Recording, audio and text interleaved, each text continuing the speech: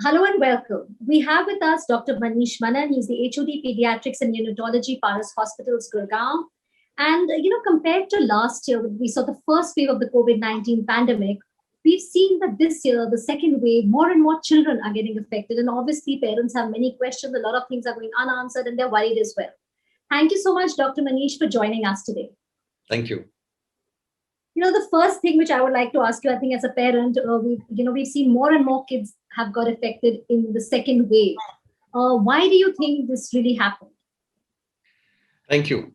So firstly, I want to make 2 points clear. In the first wave, the number of tests which were done, they were less compared to the number of tests which were done in the second wave. In the first wave, you required a doctor's prescription to do the test. In the second wave, anybody could go and get the test done. So I think the testing was high in the second wave, number one. Yes, the number of children who were infected in the second wave was also high compared to that in the first wave throughout the world. However, the symptoms in children continued to be mild as it was in the first wave. And I would say more than 50% of the times, the parents didn't even come to know when their child got COVID. They got it and just got okay. I know of a number of families wherein the parents had COVID, they got themselves tested, the child was not tested at all. And later on, we came to know that child also had COVID by doing the COVID antibodies. Yes, a very small fraction of them did get critical illness. We had to admit only 2 kids out of the 300 which I had seen in the past 2 months, and they also got okay and went home. So probably the mutation, the Delta variant, which was there, more prevalent in the second wave, was responsible for higher rate of infection in the younger age group. That's what I feel. But thankfully, the symptomatology was as mild as it was probably in the first wave in the children, in the pediatric age group. Okay, so another thing, which you're saying, like many times you've checked that the child, maybe was asymptomatic or got to know later. It's also observed, like in many families, we've seen that the child may be a carrier and then, the family has got it. So yes, they've also been a reason for infection. Yes, that's true. So they have been a reason for infection. They have been asymptomatic carriers as well. So themselves, they don't get infected. That's the reason why we used to say in the first wave, keep the children who are infected away from the seniors in the family. I want to bring out, one thing very important. Many people asked me this time, many parents asked me that if the child is getting very mild infection, why at all do we need to test? We'll presume he is positive and then, isolate him. We have seen a lot of cases of MIS-C, post-COVID sequel. Yeah, in fact, yes. Yeah. So that is what we need to be careful about. So that's a worrying thing. Child getting COVID is not as serious an issue, at least till now, especially the younger kids. So, and yes, so we need to test more. Whenever there is a suspicion test, at least whether the child is, yes. The child. So you just mentioned, Dr. Manish, about MIS, and we've heard about it, but now it's suddenly become common, especially kids who had COVID, they've been exposed to it. There have been cases where a child gets. So can you just tell us in brief the symptoms and what parents should really know what MIS is and when to take appropriate action? So MIS-C is multi-system inflammatory syndrome in children. That is what C stands for. There is an entity called as MIS-C, which is seen in adults too, but MIS-C is more common. You'll be surprised to know of about 10, 12 kids who we admitted in the last 1 month. They were all post-COVID. They had positive COVID antibodies. None of the parents knew when the child got COVID. So the disease itself was so mild in them that they didn't even come to know. But yes, the sequel. So this is a hyperimmune response which happens in the body, wherein there is an inflammatory response which affects almost all systems, from liver to all the systems, including the heart, kidneys, even the brain. At times it can cause encephalopathy also, and in some children it can cause myocarditis also. About 2 to 8 weeks from the disease, this can happen. Important features, let me tell you. So any child who has a high-grade fever of more than 3 days, number one. Okay. Any other possible cause of that fever is not explainable. Number two, child may have rash. That's a common feature. So any child with rash we should think of. Thirdly, any child who has had COVID or who has even been exposed to a case of COVID, which means a family who has had COVID. And in them, if you see a child who's got high-grade fever and rash, that should be the suspicion. And when we do certain blood tests, we say, the acute phase reactants, what we call as CRP and D dimers, they are high. And in some children, heart is affected. And if we delay, the child can land up in the emergency in a state of shock. with the cardiac involvement or congestive cardiac failure. So my advice to all parents is, in this season, fever, please consult your pediatrician. Don't wait. Earlier, I used to say, wait for 2 days, 3 days, take paracetamol, Yes. watch for any new symptoms. Mhm. Now I'm saying, don't wait. At least in the next 2 to 3 months, at least be very, very cautious. And we should keep this in mind.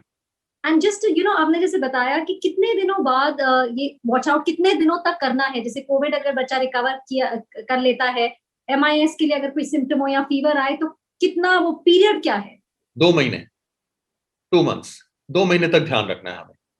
तो 2 महीने में अगर बच्चे को fever आए तो you should take care. You should take, हाँ, बाद में भी रखना, लेकिन 2 महीने के अंदर आए तो बहुत ज्यादा ध्यान रखना है. So think, so unless proved otherwise, think of this situation. Okay. So we're getting a lot of questions. Dr. Manish, the first thing Anulekha Nanda Rao is asking, do children with asthma get sicker from COVID-19 and have more serious symptoms if they are infected? So any human being who has an underlying comorbidity, whether it's bronchitis or bronchial asthma or any acute exacerbation of anything that can increase the morbidity of the lung. So bronchial asthma is one of those.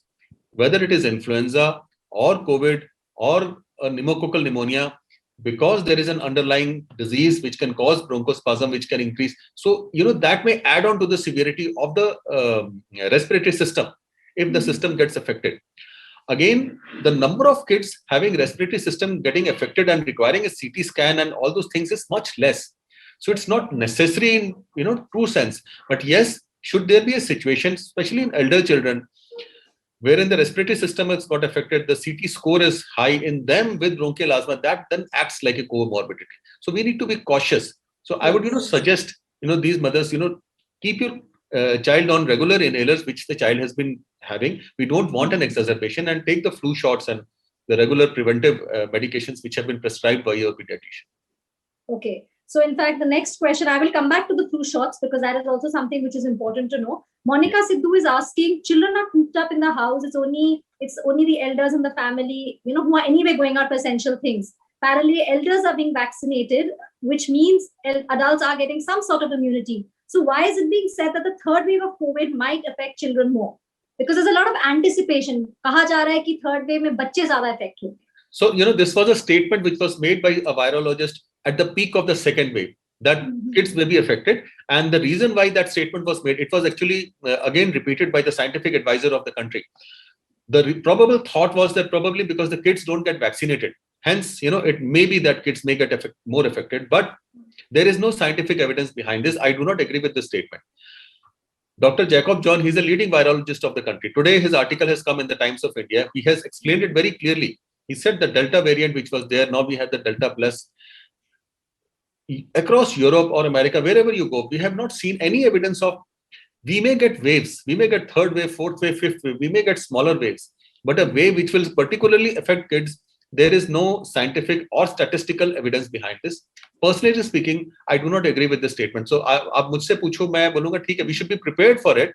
Yes. If it happens, but I don't think that we should be prepared, but we should not create panic. I mean, of course, we should not create panic. And there is no evidence or statistical this thing to say that kids will be more affected.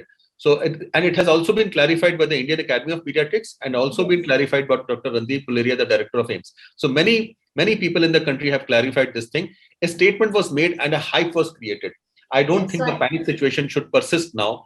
We should get out of it now. Chalo, keeping fingers crossed. I mean, children are, they have to be the safest. So there's another question. Nikshubha Mishra पूछ रहे हैं, what precautions do we need to take for kids below 10 years? And also, is there any vaccine advisable for kids below 10 years? So this question has been asked so many times by so many parents, what precautions you should take for a child below 10 years. My first answer is keep your child fit, keep his immunity strong, give him good diet, lot of vegetables, lot of fruits, lot of fluids. And also physical exercise is important. You can't just, keep your child inside the house and say, bahar nahi jana, you'll fall sick. He should go out, he should run, he should stay fit. So fitness is the first thing. Yes, follow COVID protocols when you're going to a crowded place, when you're going, wash your hands repeatedly. When it comes to repeated washing of hands, I would always advise use soap and water rather than sanitizer. So many kids, so many people have seen this, sanitize their hands and then eat food, which is a wrong thing to do.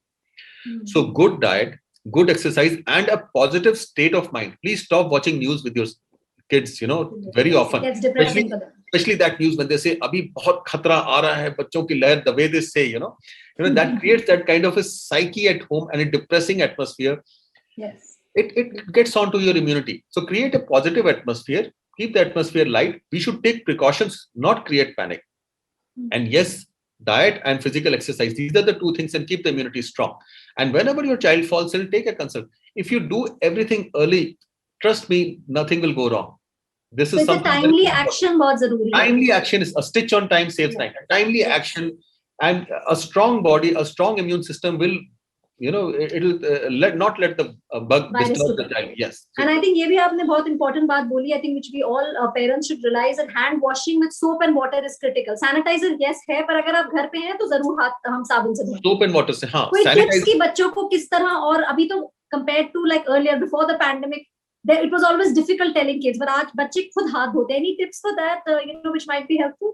So hand just tell the kids one thing. एक चीज बताओ भाई, मेरा हाथ मेरे face पे touch होने से पहले धुला होना चाहिए. Just one simple thing. Before your hands touch your face and mouth, you wash it with soap and water. If you tell this to everybody, I think 90% of the problem will be sorted out. Yes. We touch here, there, and then and then we touch it on the face, wipe the nose, wipe the even ear, eyes. So this is one thing. Sanitizer, I would say leave it to the hospitals. Use soap and water more frequently. All sanitizers, they have some chemicals. Then secondly, कौन सा sanitizer कहाँ बन के आया? There are so many local sanitizers available in the market. You don't know which has what kind of an adverse effect on the skin, and then what kind of germs it may spread on your hands. I don't know, unless it's from a very standard company. We have to be very careful about that. The product, especially बच्चों को लेके. Especially बच्चों को लेके, even बड़ों को भी. मेरे से ये क्वेश्चन लोगों ने पूछा था कि भाई बच्चों में ही हो रहा है इतना, हम बच्चों को वैक्सीन क्यों नहीं लगा रहे हैं? अरे सारे बड़े अगर वैक्सीन लगा लें तो बच्चों में आएगा कहाँ से? At least let the adults, let all the adults be vaccinated. Yeah, so I think vaccinated is the key. Dr. Manish, एक और सवाल आया है जो आप अभी कह रहे थे कि फिजिकल एक्टिविटी बच्चों के लिए बहुत जरूरी है. प्रेरणा झा पूछ रहे हैं, बच्चों के लिए क्या सेफ है पार्क्स में जाना जब कम क्राउड्स में हो, मतलब ताकि उनके एक्सपोजर कम हो, तो क्या बच्चों के लिए safe? I think you've answered it, but anything specific? Not going to the park is not safe at this stage, I would say. Not going to the park is not safe. Not playing is not safe. So they should go, they should play, they should indulge in physical activities. There's a lot of data to say about 50% of kids today, because of the lockdown, have had multiple problems, from depression to anxiety to obsessive compulsive neurosis to anger issues to sleep disorders. I have seen so many. The number of psychiatric or psychological problems I have seen in the past few months, I have never seen in the past 10, 12 years. इतना ज़्यादा number है. I've had to give medicines to a child as small as 5 years to sleep. Can you imagine that? So this is a very worrying situation. These problems, mental problems, can cause a change in the personality, which can affect the child for life. So we have to be very cautious. We should not overdo things. Follow the precautions, follow the guidelines. Nobody has ever said कि park नहीं भेजना. हमने जब बोलना होता तो we say कि अभी park मत भेजो. But अभी वो situation नहीं, जब भेज सकते हैं भेजो. सुबह सुबह who is there in the park? Child can go run around and come back. So that exercise is very important. So that exposure is very important. I think that's very, very important. We need very, to keep very important in mind. to stay physically fit and also for the state of mind of the child. Yes. In fact, वही अगला सवाल है doctor Manish, ये पूछ how to not let COVID be an obstacle for a child's mental and physical growth as they sit home all day. So this sitting at home all day was during the lockdown period. That period is off now. So that's the reason we say, the children should indulge in physical activities, which is very important for the physical body. You can't, just do some exercise at home at least, but then you can go and run outside. You can do some cycling. Those things can be done. I'm not ready to accept this as a statement, this is the new norm now. No, it is not the new norm. And this is not normal. It's not normal to sit at home. It's not normal to not play. It's not normal to, sit in the front of the screen for such a long time. This is a stopgap. This is abnormal times, and hence abnormal kind of behavior which we are indulging in. So we have to get out of it. Be cautious, but don't overdo or create a panic situation. Ki aise hi karna hai. That's not true. So as the situation changes, you should also change along with that. And most important, I think, is we need to remember and the precautions. I mean, the protocols of COVID behavior. We need to teach our child that rather than keep them cooped up. Two things, I've just said two things. Before my hands touch my face, I should wash with soap and water. In a crowded place, I should wear a mask. Distance automatically will be maintained.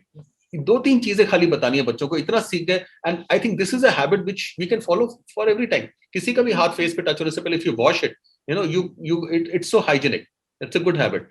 जैसे हम लोगों के सवाल ले रहे हैं, हमें काफी व्यूअर्स पूछ रहे हैं. मेरा एक सवाल है कि आई read an article which said कि if kids cannot get vaccinated, at least we can get them flu shots. When should the parents take their kids for the flu shot? Is this the right time, or is it during monsoons? And how effective will that be? This is a good question, and presently the Center for Disease Control has also, recommended that all kids be given flu shots. And the science behind that is, in Michigan, they had done a retrospective study between February to July 2020, and the data which they collected showed that kids who had received the flu shot, all individuals who had received the flu shot were less susceptible to the infection, number one, and secondly, those who had the infection, even in them, the morbidity and mortality was less. So, this is the data on the basis of which the Michigan data says that, okay, probably it may be helpful. So hence it is recommended. Anyways, we recommend flu shots for all kids up to 5 years, and beyond that, all high-risk individuals should also take flu shot. In the present scenario, I'll recommend all kids to take flu shot. We don't know how much, but yes, same data is there to say that it may be effective. So it's definitely worth taking that extra precaution. It's not going to harm the child. Yeah. It's not going to harm. The CDC says very clearly, there is no science to say that flu shot will directly prevent against COVID. Mm-hmm. At least it will prevent against influenza A, which is also a big burden. So that will be protected against. A small data from Michigan says it may, but then that's not adequate enough data. But there is no harm in doing it. Yes, as you just rightly said. I think we've covered mostly everything from vaccination to, what one needs to do. And that will also help parents understand that it's important for, children to take that physical activity. Just before we go, a last question on any other tip on the immunity, any certain way of food habits, anything like that you would like to say? The first thing I would like to say to all parents is please stop giving multivitamins rampantly to your child. It is not required. There is no recommendation to say that zinc wala multivitamin or ye or iron aise khilate raho. And the false sense of confidence, that you may get that, with this kind of a multivitamin, my child's immunity will improve. That's not true. The immunity improves with the right kind of diet. And when I say diet, I say divide your plate into 4 parts. 1/4 should be green vegetables without potatoes. 1/4 should be fruits. 1/4 should be carbohydrates. Therein you can include potatoes, and 1/4 should be proteins, where you have egg, non-veg, dal, etc., and milk and milk products outside that. A balanced diet, a good state of mind, good healthy exercise, and lot of fluids.